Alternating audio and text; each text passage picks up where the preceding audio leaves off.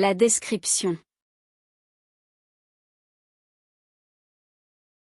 Comment rédiger une description d'un paysage qui ne lasse pas vos lecteurs? C'est parti pour tout plein de conseils et d'astuces.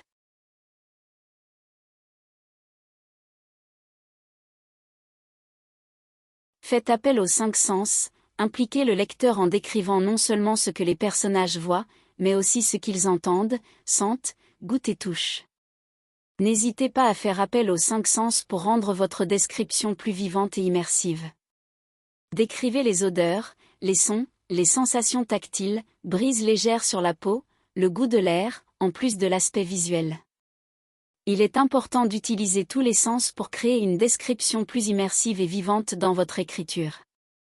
Lorsque vous décrivez une scène ou un événement, il est courant de se concentrer uniquement sur les aspects visuels. Cependant, en faisant appel aux 5 sens, la vue, l'ouïe, l'odorat, le goût et le toucher, vous pouvez rendre votre description plus réaliste et captivante pour le lecteur. Par exemple, au lieu de décrire uniquement ce que les personnages voient, vous pouvez également décrire ce qu'ils entendent, comme le chant des oiseaux, le bruit du vent ou une conversation au loin. Vous pouvez également décrire les odeurs présentes dans la scène, comme l'odeur de la pluie, des fleurs ou de la nourriture. N'hésitez pas à décrire les sensations tactiles, telles qu'une brise légère caressant la peau ou la rugosité d'un objet.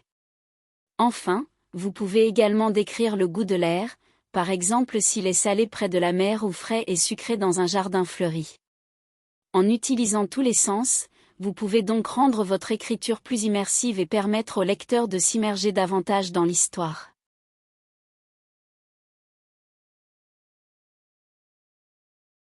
Équilibrez la quantité de détails, fournissez suffisamment de détails pour que le lecteur puisse visualiser le paysage, mais évitez de surcharger la description. Sachez doser les informations pour maintenir l'intérêt du lecteur et maintenir le rythme narratif de votre roman. Évitez les informations inutiles, ne surchargez pas votre description avec des détails redondants ou sans importance pour maintenir le rythme de l'histoire. Essayez de trouver un équilibre dans la quantité de détails que vous fournissez dans votre description. D'un côté, il est important de donner suffisamment de détails pour que le lecteur puisse se faire une image mentale claire du paysage que vous décrivez. Cela permet au lecteur de s'immerger davantage dans l'histoire et de se sentir en phase avec l'environnement.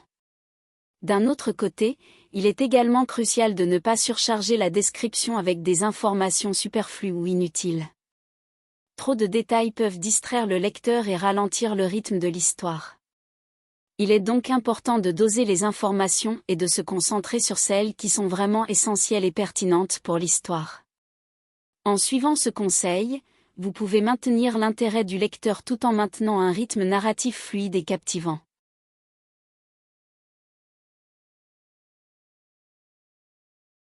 Variez la longueur et la structure de vos phrases pour créer un rythme agréable à la lecture. Utilisez des phrases courtes pour souligner des détails spécifiques, puis des phrases plus longues pour dépeindre des panoramas plus vastes. Vous pourrez ainsi alterner entre des phrases courtes et concises pour créer du rythme et des phrases plus longues et descriptives pour donner plus de détails.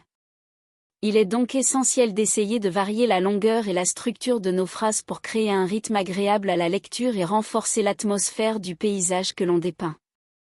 En alternant entre des phrases courtes et des phrases plus longues, on crée un rythme qui capte l'attention du lecteur et donne une impression de mouvement dans le paysage.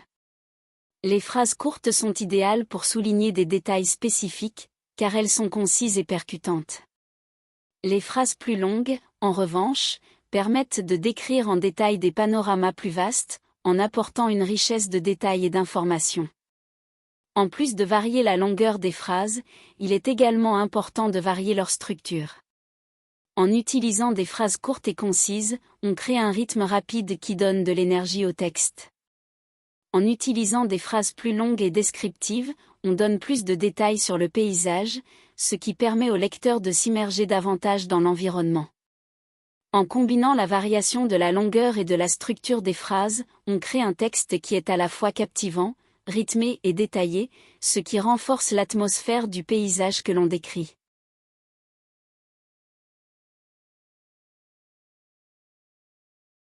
Intégrer les émotions des personnages, faites en sorte que les descriptions du paysage reflètent les émotions des personnages.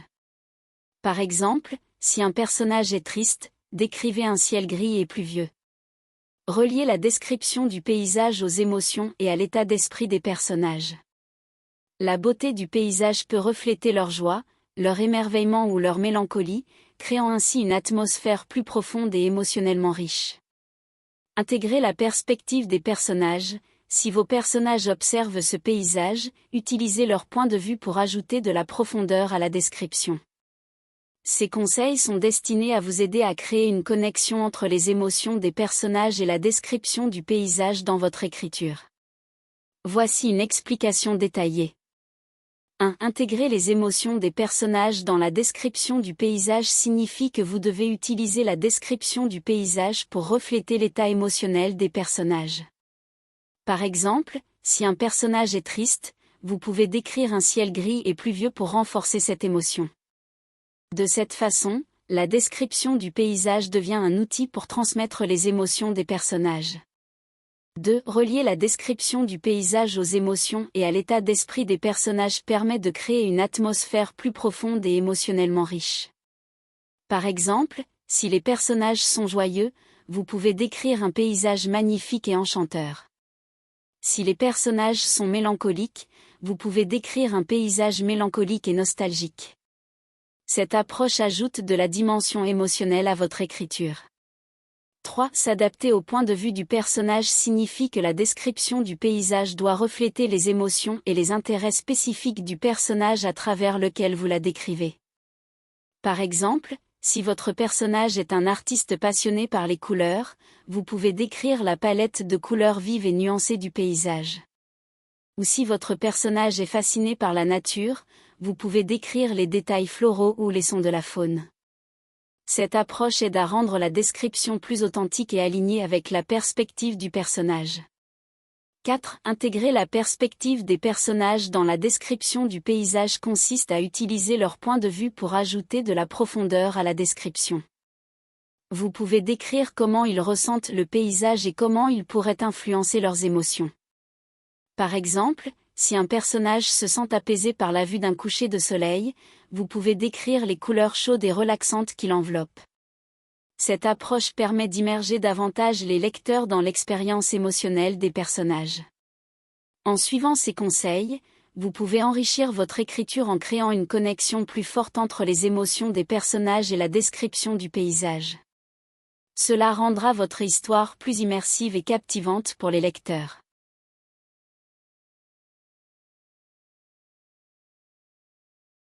Faites ressortir l'atmosphère. La description d'un paysage peut également contribuer à créer une ambiance particulière. Pensez à l'effet émotionnel que vous souhaitez transmettre au lecteur et choisissez des mots et des images qui correspondent à cette ambiance, par exemple, un paysage paisible et serein ou un paysage inhospitalier et hostile. Lorsque vous décrivez un paysage, choisissez des mots et des images qui contribuent à créer cette ambiance particulière. Par exemple, si vous voulez transmettre une atmosphère paisible et sereine, utilisez des mots tels que calme, tranquille, doux. Si vous voulez transmettre une ambiance inhospitalière et hostile, utilisez des mots tels que sombre, menaçant, hostile. Montrez plutôt que dire, au lieu de simplement décrire le paysage, laissez vos personnages interagir avec lui pour permettre aux lecteurs de le découvrir par eux-mêmes. Permettez aux lecteurs de découvrir le paysage par eux-mêmes à travers les actions et les perceptions des personnages. Par exemple, au lieu de dire « le paysage était magnifique avec une vue sur les montagnes et les rivières », vous pourriez montrer les personnages en train de grimper une colline, de regarder la vallée en contrebas, de sentir l'air frais et de voir les montagnes se dessiner à l'horizon. Cela permet aux lecteurs de s'immerger davantage dans le paysage et de le visualiser par eux-mêmes.